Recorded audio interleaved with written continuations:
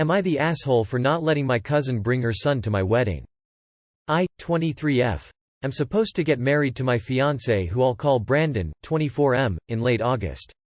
We're getting married in the countryside by one of the lakes I've gone to my entire life. Me and my husband chose to not allow children because 1. We're going to serve alcohol, and 2. We don't want a tantrum to erupt in the middle of the ceremony. Happened at my sister's wedding. But we've decided to allow a few circumstances. My best friend, who's also my maid of honor's daughter, will be the flower girl, as she is a very calm and quite 3-year-old who sticks by her mom's side. And Brandon's sister's son, 7M, to be the ring bearer. My husband and him are very close, and he's a relatively calm kid who knows how to behave.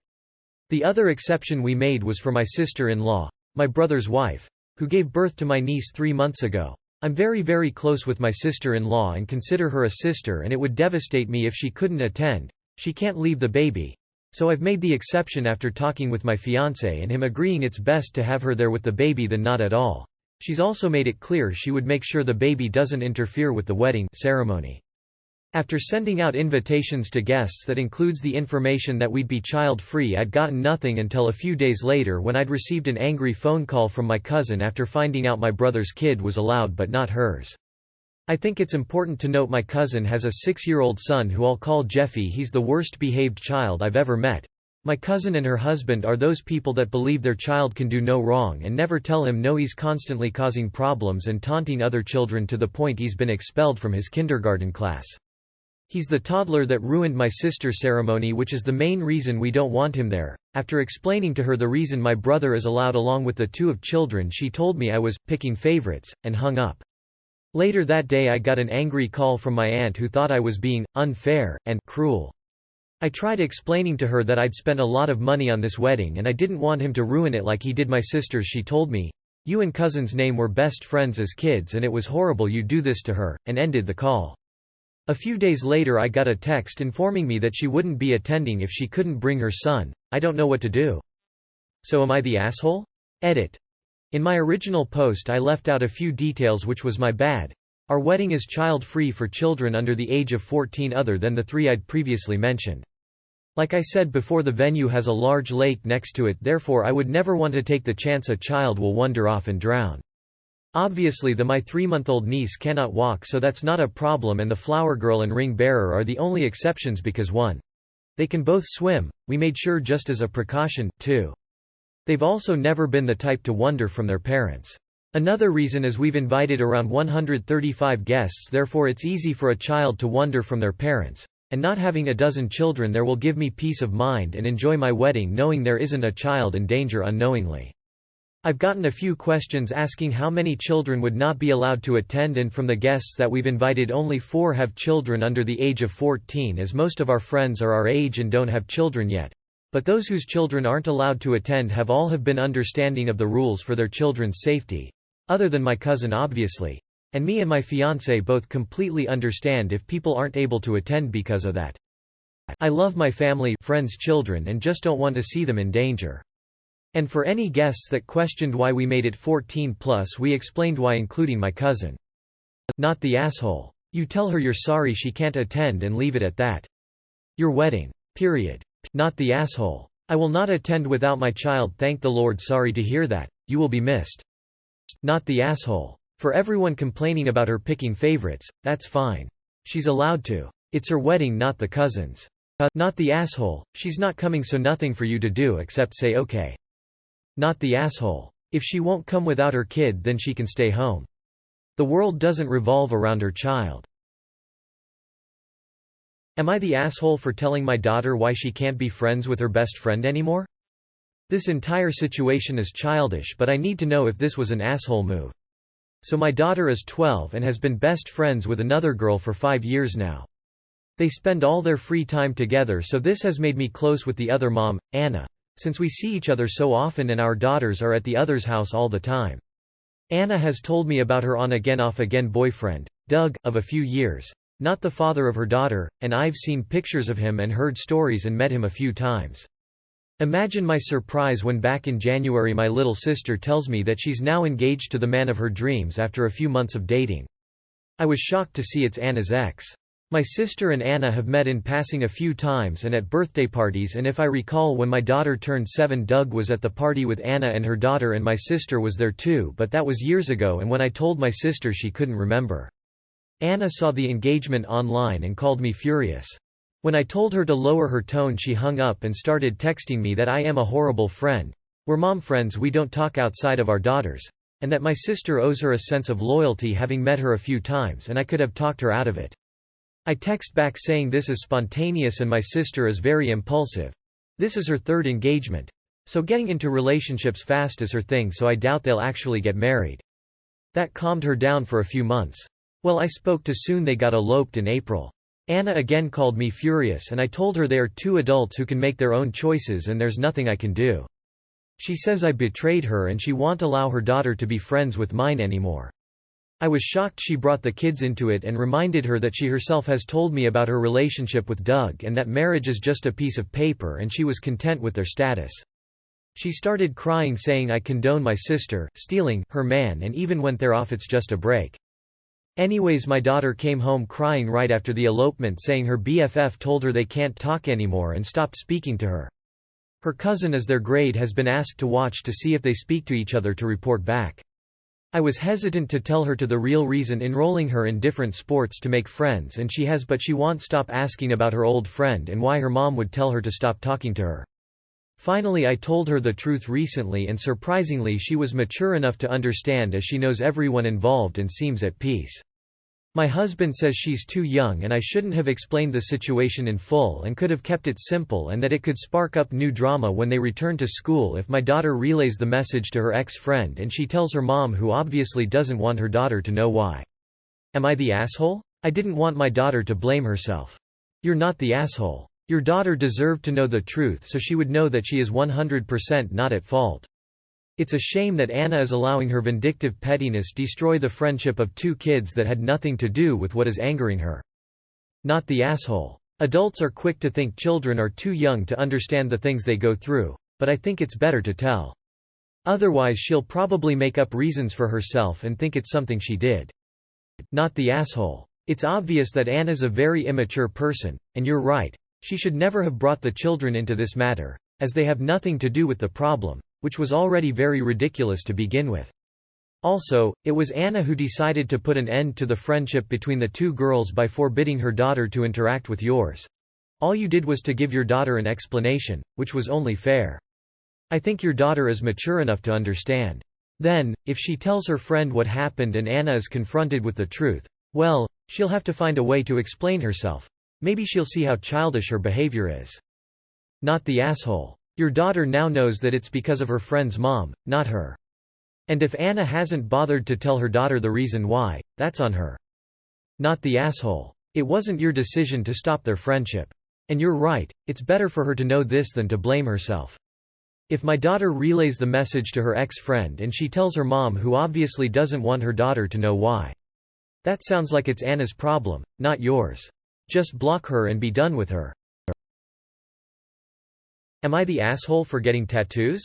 I, 37 female. Have a mother who has always hated tattoos, citing her main reason as being that her mother, my grandmother, had a concentration camp tattoo that was a source of obviously horrible memories and embarrassment for her.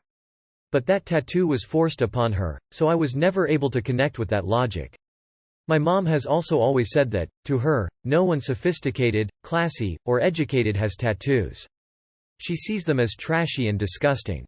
Knowing how strongly she felt about tattoos, and because I didn't want to get a tattoo in my 20s, fearing I would regret it at that age, I didn't. I did start thinking about it in the past couple of years though. When she saw my husband getting more tattoos and that our close female friend had a lot, she began to say without prompting, "You know, if you get a tattoo, I'll never speak to you again." Or, "If you get a tattoo, we won't have a relationship anymore." There were times she would see something innocuous on me, like a smudge or the tag of a shirt, and would ask in an accusatory way, "Is that a tattoo?" She would include messages about tattoos randomly in our text conversations. She would tell me it would be an insult to my grandmother, to the entire family and their name.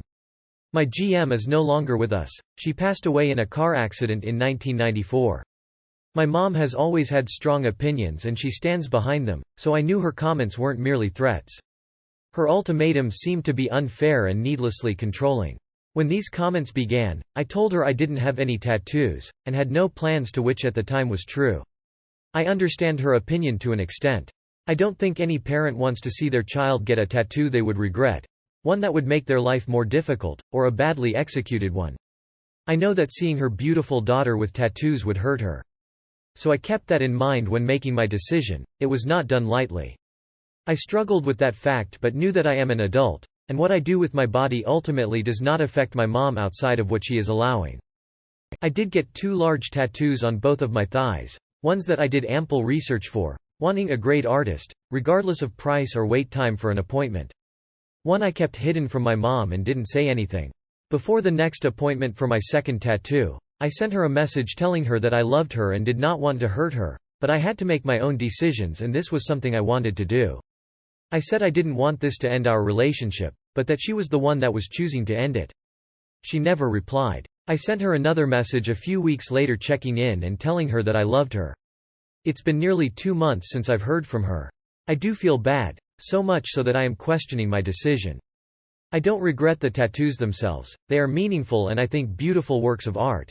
But it seems it has indeed cost me my mom. So I have to ask, am I the asshole?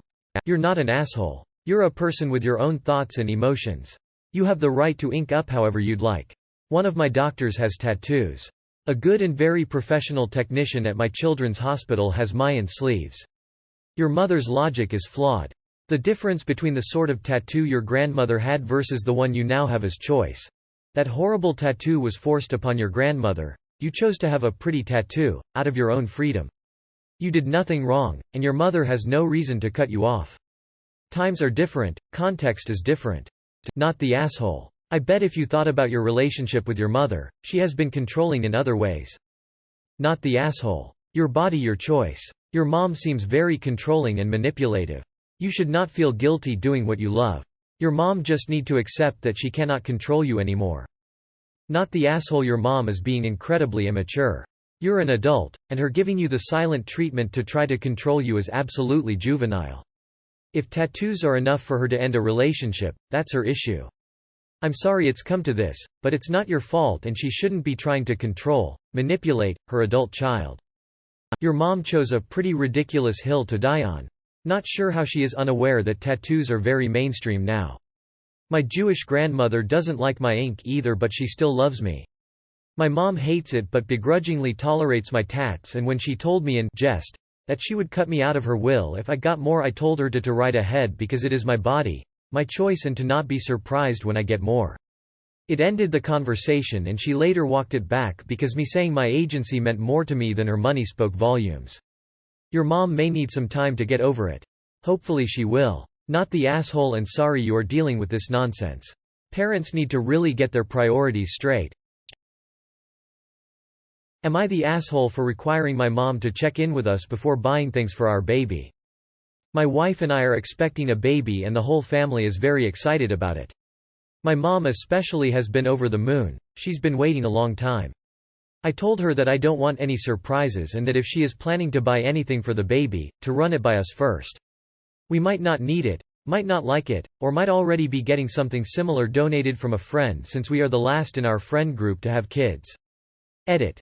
We didn't tell our family that last bit. We also didn't say they have to have our approval, only that they need to give us a heads up before buying something. This is the same rule I've given for everyone in the family, but Mom is the one who has a problem with it. She says that I am micromanaging and that it is unreasonable to expect her to send us a photo of every cute thing she sees in Target or wherever, and then get approval. She aired her grievances but agreed to follow the rule. Well, so much for that, cause we just got done with a huge fight. She informed me casually in the middle of us shooting the breeze that we should expect a package with maternity clothes for my wife, her daughter-in-law. I got upset because I felt she should have let us know before buying things like she agreed to. She said this didn't count because it wasn't for the baby, it was for my wife. She has never bought my wife clothes until now, and anyway it didn't matter because she was informing me now that a package was on the way. So really she was telling me, and anyhow, it's just a couple of blouses, so not a big deal. I got upset and told her that this was a big deal to me because she was betraying my trust and our agreement, and it makes me feel like I can't count on her to follow any other guidelines we set as parents when it comes to our kids. Another piece of context to this convo is that my mom struggles with money. Like a lot. She has a massive amount of student and medical debt that she is working to pay off. I pay for her phone and lend her money when I can. She does always pay me back promptly as a point of pride, but we get into heated discussions not infrequently about how she spends her money. I am always trying to get her to think about moderation and budgeting and maybe not going on so many trips or buying ridiculous gifts for us. She thinks I'm judging her and trying to micromanage her. During this fight, she revealed that if I was going to make such a big deal out of a couple blouses, that she should inform me that she did buy a large amount of baby things for the next time we visit her in the fall. I was half expecting this, because it's going to be a pseudo-baby shower. But my expectation was that we would have a heads-up because of the rule. I tell my mom that this is exactly the thing I was trying to avoid, and she tells me that I am stealing her joy and not letting her express herself when it comes to her grandchild.